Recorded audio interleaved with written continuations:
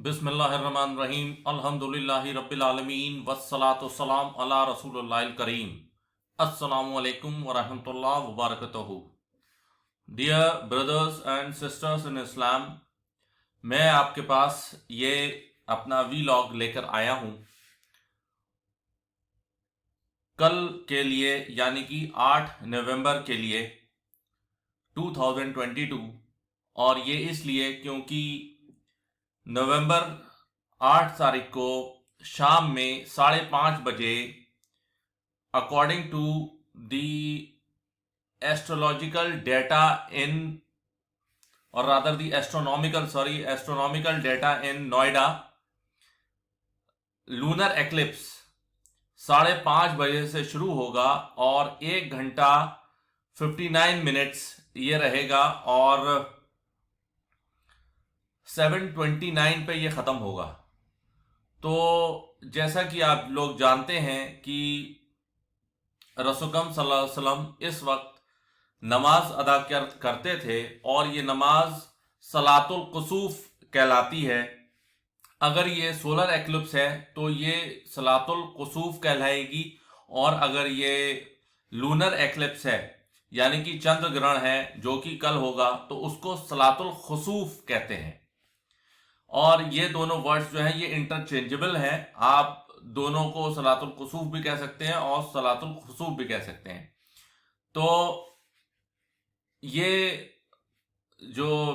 Prayer है वो special इसलिए है क्योंकि ये बाकी जितनी भी नमाजें हैं उनसे मुख्तलिफ है, तो इसलिए इसको बताने की ज़रूरत है और ये बहुत इम्पॉर्टेंट नमाज है। अब ये इम्पॉर्टेंट क्यों है और ये जो एक्लिप्स क्यों होता है, साइंटिफिकली तो हमें सबको मालूम है, लेकिन जो इस्लामिक तरीका है और इस्लाम से जुड़ी हुई इसमें जो भी बातें हैं वो मैंने पहले जो वीडियोस हैं ये वीडियो उसका मुस्तहमिल नहीं है कि मैं वो ये सब बातें बताऊं। ये बातें मैं सिर्फ आपको मुख्तसर से किस तरीके से ये नमाज पढ़ी जाएगी तो वो मैं बताता हूं। सबसे पहले ये नमाज जो है इसके लिए, क्योंकि नमाज के लिए ये मालूम नहीं होगा कि ये नमाज कब होगी, तो जबकि लोगों को मालूम नहीं होगा तो पहले उनको बताया जाएगा कि ये नमाज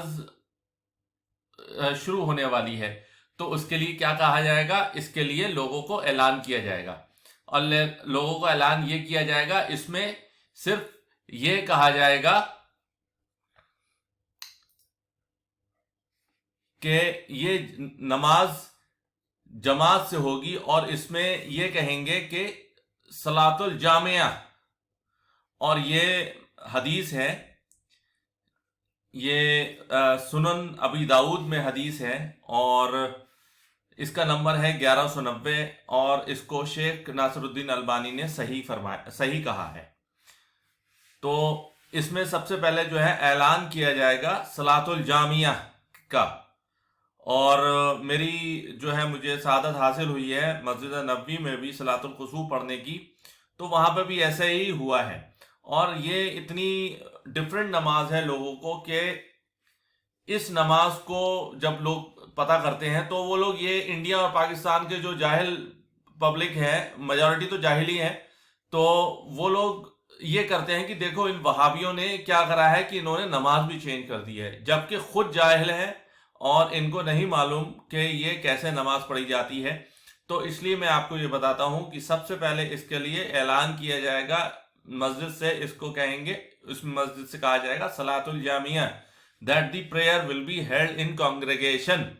और उर्दू में कहा जाए तो ऐलान किया कि नमाज कुसूफ जमात से होगी। तो ये तो आपका हो गया। फिर दूसरा ये है कि इस नमाज के लिए जो है बहुत जल्दी करना है,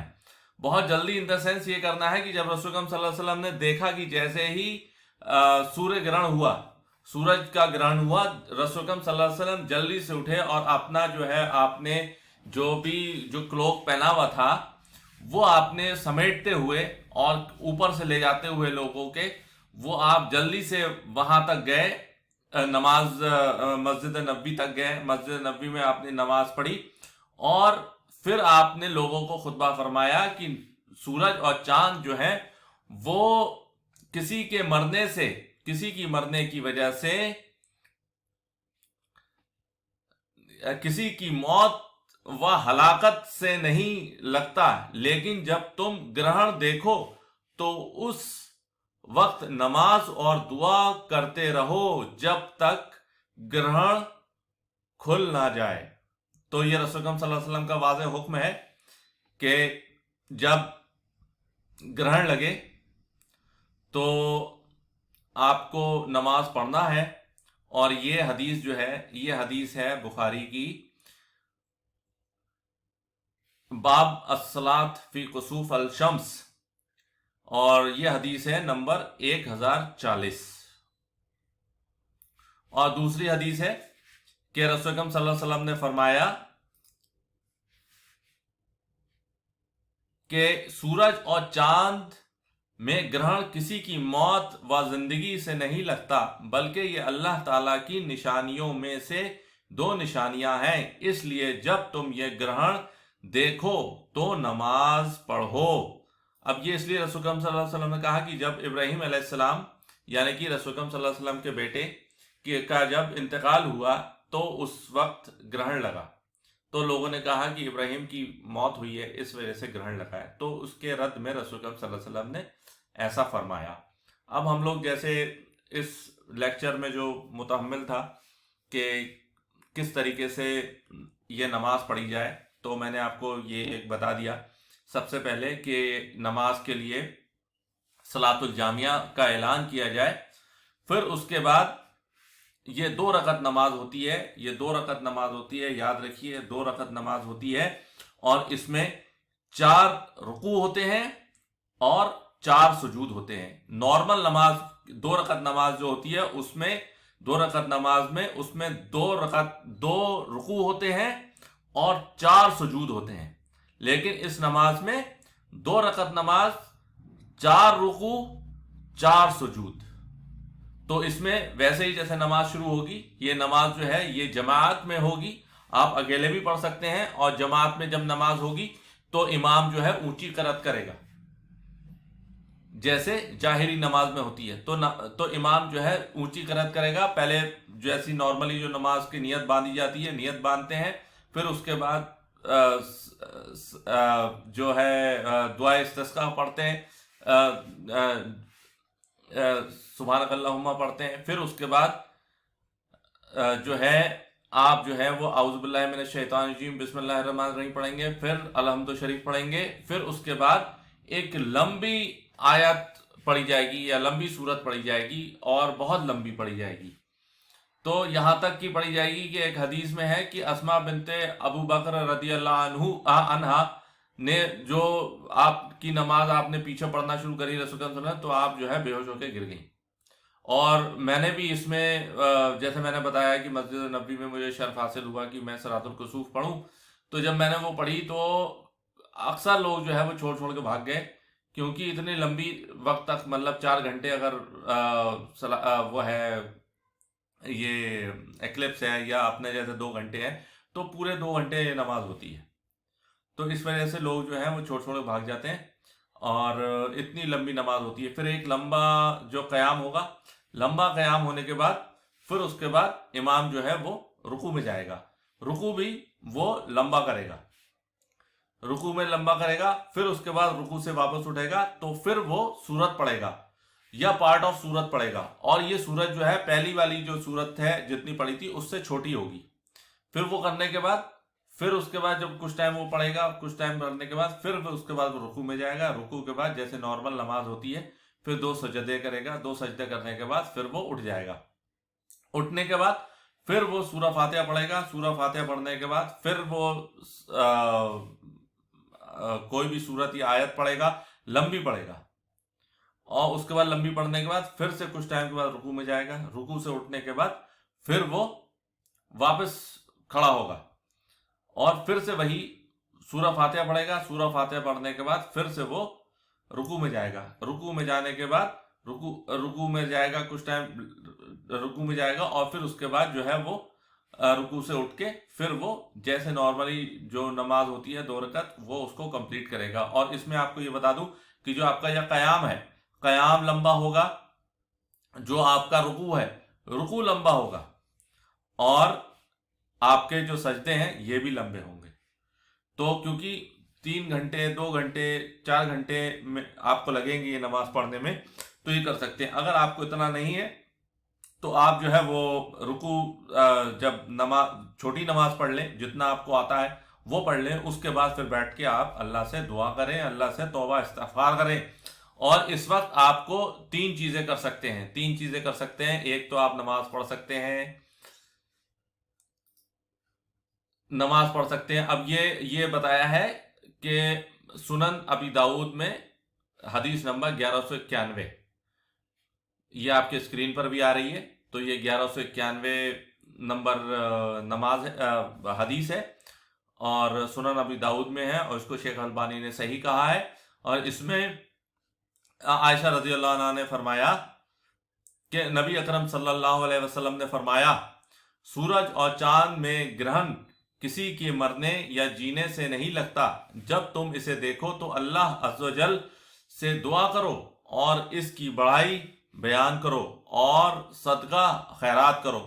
तो मैंने आपको जैसे बताया कि 3 चीज़ें करनी है। पहले तो आपको नमाज पढ़नी है, नमाज पढ़ने के बाद जब बाकी वक्त बचे, फिर उसके बाद आप जो है अल्लाह ताला की बड़ाई बयान करें, और इस दौरान जो है अगर आप दे सकते हैं तो आप सदका व खैरात करें। तो रसूल अकरम सल्लल्लाहु अलैहि वसल्लम का भी यही मामूल था कि जब आप रसूल अकरम सल्लल्लाहु अलैहि वसल्लम ने नमाज पढ़ी, जैसे मैंने आपको बताया उस तरीके से नमाज पढ़ी, फिर उसके बाद आपने खुतबा दिया, फिर आपके बाद उसने रसूल अकरम सल्लल्लाहु अलैहि वसल्लम ने खुतबा दिया और अल्लाह ताला की हम्द व सना के बाद फरमाया कि सूरज और चांद दोनों अल्लाह की निशानियां हैं और किसी की मौत व हयात से इनमें ग्रहण नहीं लगता। यानी कि जैसे ये अपने जो बाकी नॉन मुस्लिम्स मानते हैं कि ये सूतक लग गया हुआ है, और ये आप देख ही रहे हैं किस तरीके की चल रहा है कि शादियां नहीं कर रहे हैं, कुछ नहीं कर रहे हैं, तो इस तरीके का कुछ नहीं है। ये कोई अपशकुन नहीं है या कोई भी तवाहुमात नहीं है, ये सारे तवाहुमात हैं जो ये कर रहे हैं। तो इस वजह से आपको ये सब नहीं करना है। तो रसूल सल्लल्लाहु अलैहि वसल्लम ने मजीद फरमाया, जब